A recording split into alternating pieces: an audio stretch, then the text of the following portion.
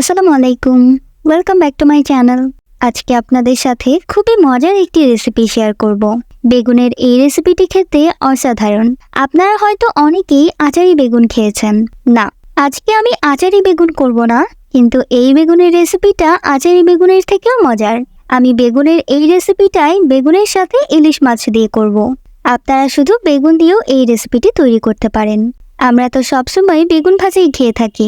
বেগুন ভাজা দিয়েও যে এত মজাদার একটি রেসিপি তৈরি করা যায়, না রান্না করলে বিশ্বাস হবে না।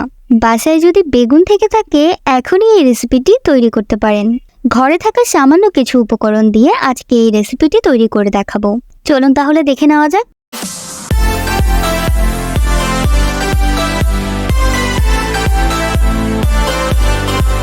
প্রথমে একটা বেগুন ধুয়ে চাকচাক করে কেটে নিয়েছি। তারপর হাফ চা চামচ করে হলুদ, মরিচ আর লবণ দিয়ে মেখে নিয়েছি। তারপর ইলিশ মাছটাও একইভাবে মেখে রেখেছি।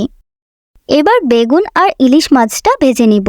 প্রথমে বেগুনগুলো সামান্য ভেজে নিয়েছি।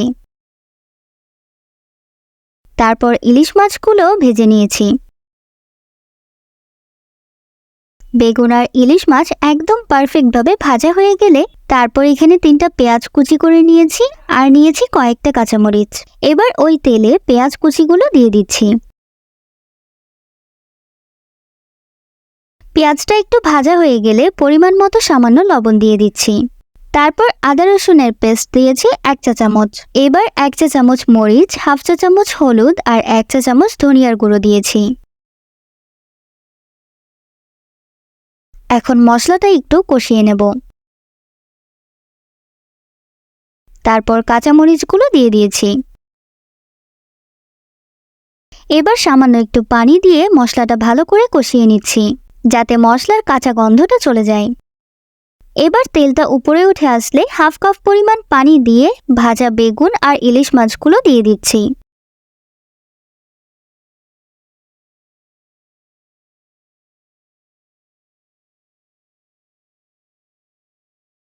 এখন একটু উল্টিয়ে পাল্টিয়ে দিয়ে পানিটা শুকিয়ে মাখা মাখা হয়ে গেলে নামিয়ে নিচ্ছি। বেগুনের এই রেসিপিটা কিন্তু খেতে খুবই মজার। আপনারা অবশ্যই একবার ট্রাই করে দেখবেন। ভিডিওটা কেমন লাগলো কমেন্টে জানাবেন। যদি ভালো লেগে থাকে তাহলে একটা লাইক দিয়ে দেবেন। আর নতুন নতুন আরও রেসিপি পেতে চ্যানেলটি সাবস্ক্রাইব করবেন। ধন্যবাদ।